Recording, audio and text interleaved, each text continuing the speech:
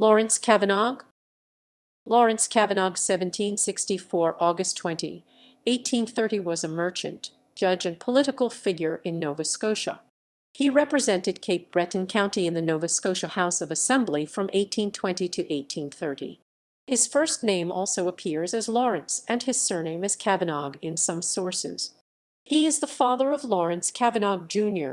He was born on Cape Breton Island, probably at Louisbourg, the son of Laurence Kavanagh, an immigrant from Ireland, and Margaret Farrell. The family moved to St. Peter's in 1777, 3 years after his father's death at sea. With his brother James, who relocated to Halifax, Laurence took over the operation of his father's business, becoming one of the major suppliers for settlers in the region. In 1789, he married Felicité LeJeune.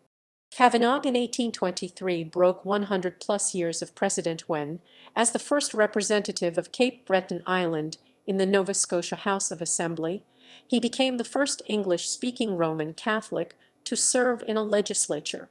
His election had to be approved by the Colonial Office and confirmed by a vote of the Assembly. Other Roman Catholics were then granted the right to serve in the Assembly.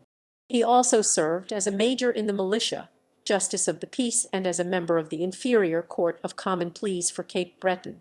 Kavanagh died in office at St. Peter's, Nova Scotia in 1830.